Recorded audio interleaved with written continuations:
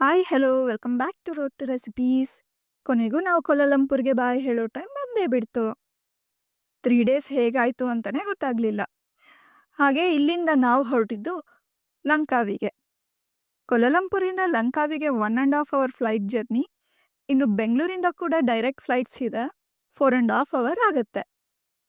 So 99 islands ಇರೋ ಈ island famous ಇರೋದೇ ಡ್ಯೂಟಿ ಫ್ರೀ ಐಲ್ಯಾಂಡ್ ಅಂತ.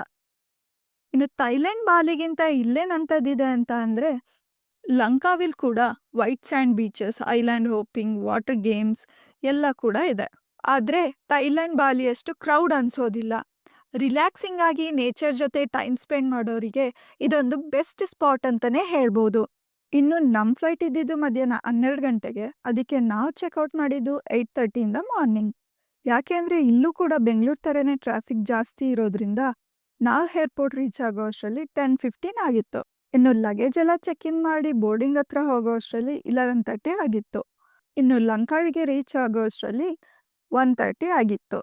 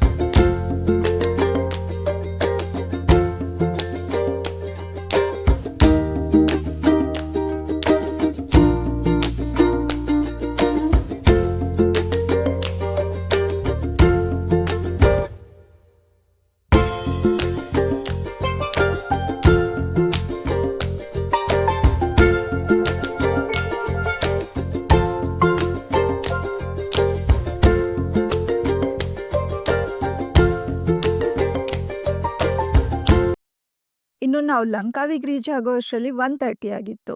ಲಂಕಾವಿ ಏರ್ಪೋರ್ಟ್ ಚಿಕ್ಕದಾಗಿರೋದ್ರಿಂದ ಈಸಿಯಾಗಿ ನ್ಯಾವಿಗೇಟ್ ಮಾಡ್ಬೋದು. ಲಗೇಜ್ ಕಲೆಕ್ಟ್ ಮಾಡಿಕೊಂಡು ನಾವು ಬುಕ್ ಮಾಡಿದ ರೆಸಾರ್ಟಿಗೆ ಹೋಗೋ ಅಷ್ಟರಲ್ಲಿ 2:30 ಆಗಿತ್ತು. ಇನ್ನು ಇಲ್ಲೆಲ್ಲ ಲೋಕಲ್ ಟೂರ್ಗಾಗಲಿ ಕ್ಯಾಬ್ಸಿಗಾಗಲಿ ಆನ್ಲೈನಲ್ಲಿ ಬುಕ್ ಮಾಡಿಕೊಂಡ್ರೆ ತುಂಬ ಲಾಸ್ ಆಗುತ್ತೆ ಅಂತಲೇ ಹೇಳ್ಬೋದು. ಯಾಕೆ ಅಂದರೆ ನಾವು ಕೂಡ ಇಲ್ಲಿಂದ ಹೋಗಬೇಕಾದ್ರೇ ಕ್ಯಾಬ್ ಬುಕ್ ಮಾಡ್ಕೊಂಡಿದ್ವಿ.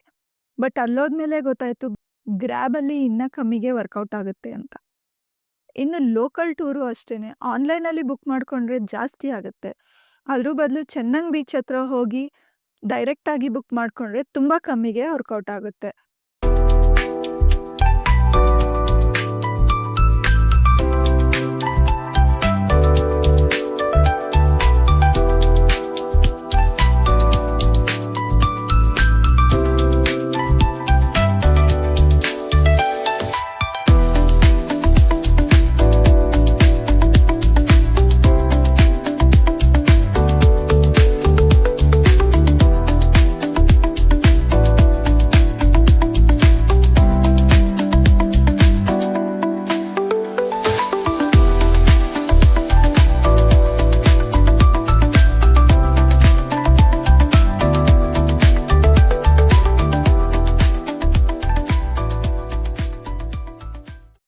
ಇಲ್ಲೆಲ್ಲ ಯೂಶ್ವಲಿ ಲಂಚ್ ಡಿನ್ನರ್ ಎಲ್ಲ ಅಷ್ಟು ಸಿಗೋದಿಲ್ಲ. ಆದ್ದರಿಂದ ನಾವು ನಮ್ಮ ಹತ್ರ ಇದ್ದಿದ್ದು ಸ್ವಲ್ಪ ಸ್ನ್ಯಾಕ್ಸ್ನೇ ತಿನ್ಕೊಂಡು ರೆಸ್ಟ್ ಮಾಡಿ ಈವ್ನಿಂಗ್ ಚೆನ್ನಂಗ್ ಬೀಚ್ ಕಡೆ ಹೊರಟ್ವಿ. ಇನ್ನು ಚೆನ್ನಂಗ್ ಬೀಚ್ ಬಂದು ಮೋಸ್ಟ್ ಹ್ಯಾಪನಿಂಗ್ ಪ್ಲೇಸ್ ಅಂತಲೇ ಹೇಳ್ಬೋದು. ಇನ್ನು ಚೆನ್ನಂಗ್ ಬೀಚ್ ಬಂದು 3 ಕಿಲೋಮೀಟರ್ಸ್ ಲಾಂಗ್ ಇರೋ ವೈಟ್ ಸ್ಯಾಂಡ್ ಬೀಚ್. ಇಲ್ಲಿ ನೀವು ಜೆಟ್ ಸ್ಕೈಯಿಂಗ್, ಪ್ಯಾರಾಸ್ಲೈಯಿಂಗ್, ಕಯಾಕಿಂಗ್, ಬೋಟ್ ಟೂರ್ ಎಲ್ಲ ಕೂಡ ಎಕ್ಸ್ಪೀರಿಯನ್ಸ್ ಮಾಡ್ಬೋದು. ಜೊತೆಗೆ ಸನ್ಸೆಟ್ ಜೊತೆಗೆ ಫೈರ್ ಶೋ ಕೂಡ ಎಕ್ಸ್ಪೀರಿಯನ್ಸ್ ಮಾಡ್ಬೋದು. ಇನ್ನು ಇಲ್ಲಿ cafes, restaurants, Indian restaurants, Japanese restaurants ಎಲ್ಲ ಕೂಡ ಇದೆ. ಇನ್ನು ಅಫೋರ್ಡಬಲ್ ಪ್ರೈಸಲ್ಲಿ ಎಲ್ಲ ರೆಸ್ಟೋರೆಂಟ್ಸ್ ಕೂಡ ನೀವು ಟ್ರೈ ಮಾಡ್ಬೋದು. ಇನ್ನು ಅಕಾಮಡೇಷನ್ಗೆ ಹೋಟೆಲ್ಸ್, ಬಜೆಟ್ ಫ್ರೆಂಡ್ಲಿ ಹೋಟೆಲ್ಸಿಂದ ಹಿಡಿದು ಲಕ್ಸುರಿ ರೆಸಾರ್ಟ್ಸ್ವರೆಗೂ ಈ ಬೀಚಲ್ಲಿ ಇದೆ. ಇನ್ನು ಶಾಪಿಂಗ್ ಮಾಡ್ತೀವಿ ಅಂದರೆ ಡ್ಯೂಟಿ ಫ್ರೀ ಶಾಪಿಂಗ್ ಮಾಲ್ಸ್ ತುಂಬ ಇದೆ.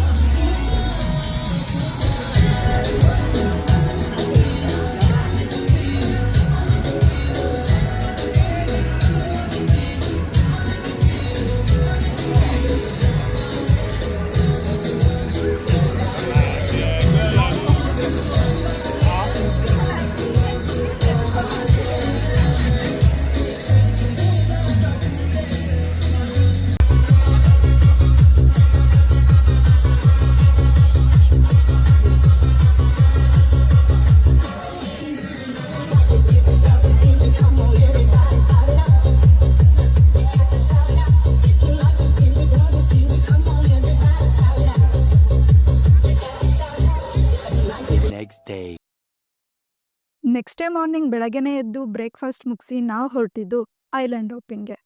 ಇದು ಹಾಫ್ ಡೇ ಟೂರ್ ಆಗಿರುತ್ತೆ. ಸ್ಪೀಡ್ ಬೋಟಲ್ಲಿ ಕರ್ಕೊಂಡೋಗಿ 4 ಐಲ್ಯಾಂಡ್ನ ತೋರಿಸ್ತಾರೆ. 9 ಗಂಟೆ ಅಷ್ಟೊತ್ತಿಗೆ ಅವರೇ ಹೋಟೆಲ್ ಹತ್ರ ಬಂದು ಪಿಕ್ ಮಾಡಿಕೊಂಡು ಸ್ಪೀಡ್ ಬೋಟ್ ಇರೋ ಜಾಗಕ್ಕೆ ಕರ್ಕೊಂಡು ಹೋಗ್ತಾರೆ. ಅಲ್ಲಿಂದ 4 ಐಲ್ಯಾಂಡ್ಗೆ ಕರ್ಕೊಂಡೋಗಿ ಐಲ್ಯಾಂಡ್ಸ್ನ ತೋರಿಸ್ತಾರೆ. ಇನ್ನು ಇದು 4 ಅವರ್ ಟೂರ್ ಆಗಿರೋದ್ರಿಂದ ಅವರೇ ಲೈಫ್ ಜಾಕೆಟ್ಸ್ ಮತ್ತು ಗೈಡ್ ಕೂಡ ಪ್ರೊವೈಡ್ ಮಾಡ್ತಾರೆ. ಇದರಲ್ಲಿ ಬಜೆಟ್ ಫ್ರೆಂಡ್ಲಿ ಶೇರ್ಡ್ ಮತ್ತು ಪ್ರೈವೇಟ್ ಸ್ಪೀಡ್ ಬೋಟ್ ರೈಡ್ ಕೂಡ ಇರುತ್ತೆ.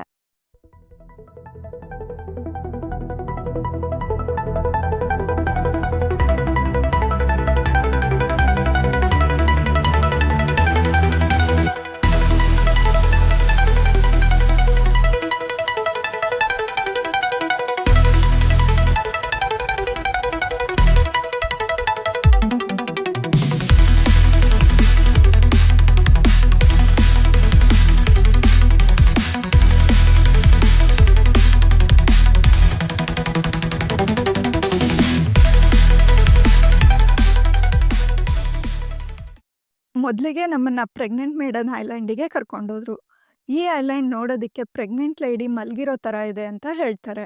ಆದರೆ ನಮ್ಮ ಜೊತೆ ಇದ್ದವರೊಬ್ಬರು ಈ ಜಾಗದಲ್ಲಿ ಸ್ನಾನ ಮಾಡಿದ್ರೆ ಪ್ರೆಗ್ನೆಂಟ್ ಆಗ್ತಾರೆ ಅಂತ ಕಾಮಿಡಿ ಮಾಡ್ತಿದ್ರು. ಆದರೆ ಅದು ನಿಜ ಕೂಡ. ಯಾಕೆ ಅಂತ ಮುಂದೆ ಹೇಳ್ತೀನಿ. ಸೊ ಇಲ್ಲಿಂದ ನೆಕ್ಸ್ಟ್ ನಮ್ಮನ್ನು ಈ ಜಿಯೋ ಫಾರೆಸ್ಟಿಗೆ ಕರ್ಕೊಂಬಂದು ಡ್ರಾಪ್ ಮಾಡಿದ್ರು. ಇಲ್ಲಿ ಡ್ರಾಪ್ ಮಾಡಿದಾಗ ನಮ್ಮ ಬೋಟ್ ನಂಬರ್ನ ಕರೆಕ್ಟಾಗಿ ನೋಟ್ ಮಾಡ್ಕೊಬೇಕು.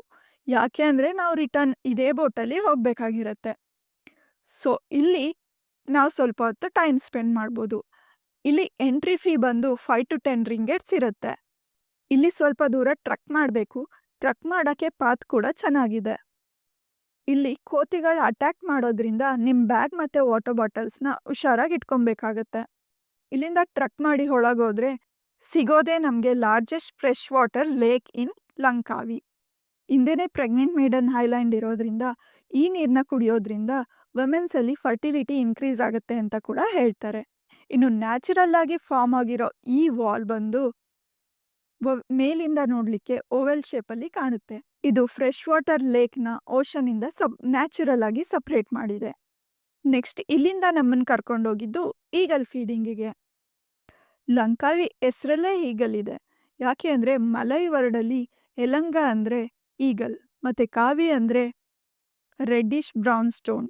ಇದೆರಡೂ ಕೂಡ ಇಲ್ಲಿ ಜಾಸ್ತಿ ಇರೋದ್ರಿಂದ ಈ ಎರಡನ್ನೂ ಸೇರಿಸಿ ಈ ಜಾಗಕ್ಕೆ ಲಂಕಾವಿ ಅಂತ ಹೆಸರಿಟ್ಟಿದ್ದಾರೆ. ಇನ್ನು ರೆಡ್ಡಿಶ್ ಬ್ರೌನ್ ಮತ್ತು ವೈಟ್ ಸಿ ಈಗಲ್ ರೇರೆಸ್ಟ್ ಆಗಿರೋದ್ರಿಂದ ಈ ಈಗಲ್ಗಳು ಇಲ್ಲಿ ಜಾಸ್ತಿ ಇರೋದ್ರಿಂದ ಇದು ಒಂದು ಮೇಜರ್ ಆಕ್ಟಿವಿಟಿ ಆಗಿದೆ.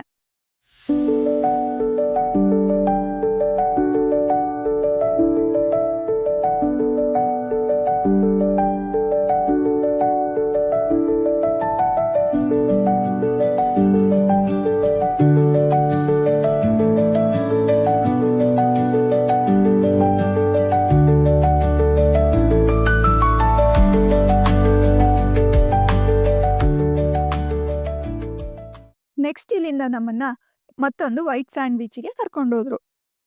ಈ ವೈಟ್ ಸ್ಯಾಂಡ್ ಬೀಚಲ್ಲಿ ಸ್ವಲ್ಪ ಹೊತ್ತು ಎಂಜಾಯ್ ಮಾಡಿ ರಿಲ್ಯಾಕ್ಸಿಂಗ್ ಆಗಿ ಟೈಮ್ ಸ್ಪೆಂಡ್ ಮಾಡಿ ಮತ್ತೆ ರಿಟರ್ನ್ ಆದ್ವಿ.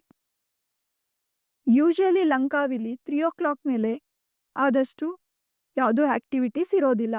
ಯಾಕೆ ಅಂದರೆ ಹೀಟ್ ಜೊತೆಗೆ ಅನ್ಪ್ರಿಡಿಕ್ಟೇಬಲ್ ಆಗಿರೋ ವೆದರ್ಗೆ ಯಾವಾಗ ಬೇಕಾದರೂ ಮಳೆ ಬರ್ಬೋದು. ನಾವಲ್ಲಿದ್ದಾಗಲೂ ಕೂಡ ಪ್ರತಿದಿನ ಮಳೆ ಬರ್ತಾ ಇತ್ತು.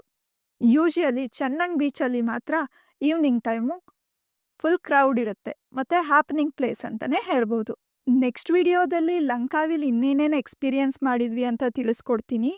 ವಿಡಿಯೋ ಇಷ್ಟ ಆಗಿದ್ರೆ ಲೈಕ್ ಮಾಡಿ, ಶೇರ್ ಮಾಡಿ, ಸಪೋರ್ಟ್ ಮಾಡಿ. ಇನ್ನು ಸಬ್ಸ್ಕ್ರೈಬ್ ಆಗಿಲ್ಲ ಅಂದರೆ ಸಬ್ಸ್ಕ್ರೈಬ್ ಮಾಡಿ. Thanks for watching.